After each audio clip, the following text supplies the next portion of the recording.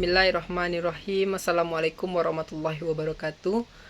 Kali ini kita akan membahas mengenai penafsiran Quran Surah At-Tahrim ayat 10 sampai ayat 12. Bismillahirrahmanirrahim. A'udzubillahi minasyaitonirrajim. Bismillahirrahmanirrahim. Daraballahu mathalan lilladzina kafaru atanuhi wa imra'ata lut kana tahta ta'abdaini min ibadina solihaina fakanatahuma falam yukhayna anhuma minallahi syai'aw wa qila dakhulan naral madakhilim. Artinya, Allah membuat perumpamaan bagi orang-orang yang kufur, yaitu istri Nuh dan istri Lut. Keduanya berada di bawah tanggung jawab dua orang hamba yang soleh di antara hamba-hamba kami. Lalu keduanya berkhianat kepada suami-suaminya. Mereka kedua suami itu tidak dapat membantunya sedikit pun dari siksaan Allah, dan dikatakan kepada kedua istri itu, masuklah kamu berdua ke neraka bersama orang-orang yang masuk ke neraka. Penafsirannya yaitu dari Quran Surah At-Tahrim ayat 10 ini adalah Allah menerangkan bahwa istri seorang nabi tidak dijamin masuk surga jika tidak beriman kepada Allah Subhanahu wa taala. Allah membuat perumpamaan bagi orang-orang kafir bahwa menjadi istri Nabi tidak otomatis dijamin masuk surga apabila tidak beriman kepada Allah, seperti istri Nabi Nuh dan istri Nabi Lut. Keduanya sebagai istri berada di bawah pengawasan suami masing-masing. Dua orang hamba yang soleh yaitu Nabi Nuh dan Lut di antara hamba-hamba kami. Lalu kedua istri itu berkhianat kepada kedua suaminya.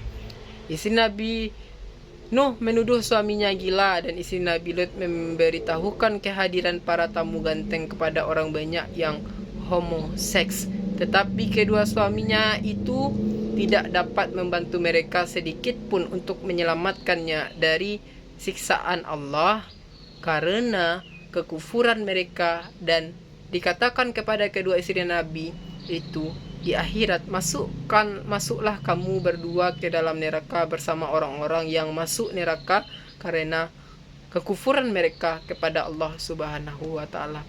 Selanjutnya ayat 11. Bismillahirrahmanirrahim.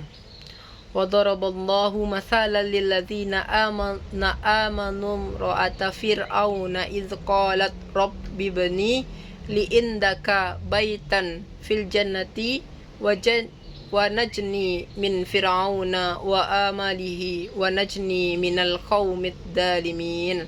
Artinya, Allah juga membuat perumpamaan bagi orang yang beriman, yaitu istri Firaun, ketika ia berkata, "Ya Tuhanku, bangunkanlah untukku di sisimu sebuah rumah dalam syurga. Selamatkanlah aku dari Firaun dan perbuatannya, serta selamatkanlah aku dari kaum yang zalim." Penafsirannya yaitu, begitu juga sebab kaya. Istri yang beriman tidak bisa juga menyelamatkan suaminya yang kafir dari azab Allah. Dan Allah membuat perumpamaan bagi orang-orang yang beriman bahwa perumpamaan beriman meskipun menjadi istri seorang kafir yang pada waktu dibolehkan akan memperoleh keselamatan di akhirat, seperti istri Fir'aun ketika ia berkata dalam doanya kepada Allah waktu menghadapi siksaan suaminya yang memaksanya untuk murtad, "Ya Tuhanku, bangunkanlah untukku sebuah rumah di sisimu dalam syurga karena tidak nyaman berada di istana Fir'aun, dan selamatkanlah aku dari Fir'aun dan perbuatan yang terus menyiksa." Dan doanya kepada Allah, "Selamatkanlah aku dari kaum yang zalim, bala tentara Fir'aun yang terus menyiksanya hingga wafat sehingga ia tidak merasakan siksaan mereka." Selanjutnya yaitu penafsiran Quran Surah At-Tahrim ayat 12. Bismillahirrahmanirrahim. Wa Maryam ibnata Imran lati asanat farjaha wa Maryam ibnata Imran allati ahsanat farjaha fanafakhna fihi min ruhina wa saddaqa bikalimatir rabbiha wa kutubihi wa kanat mil qanitin. Artinya, Demikian pula Maryam putri Imran yang memelihara kehormatan lalu kamu meniupkan ke dalam rahimnya sebagian dari ruh ciptaan kami, dan yang membenarkan kalimat Tuhannya dan kitab-kitabnya serta yang termasuk orang-orang taat. Selanjutnya itu penafsirannya adalah ayat ini menjelaskan kesalehan seorang perempuan yang tak pernah bersuami tetapi memiliki seorang putra dan Maryam putri Imran yang memelihara kehormatannya, lalu Allah memberikan penghargaan, penghormatan dan kemuliaan kepadanya, maka kami meniupkan ke dalam rahimnya sebagian dari roh ciptaan kami sehingga ia hamil dan melahirkan bayi tanpa bapa.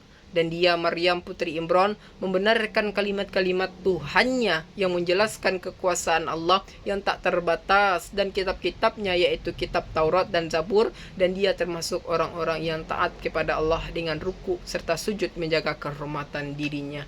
Dari 3 ayat ini menjelaskan 3 kisah. Yang pertama yaitu kisah walaupun istri seorang nabi tidak memungkinkan atau tidak membuat kepastian kepada mereka untuk tetap masuk surga atau pasti masuk ke dalam surga.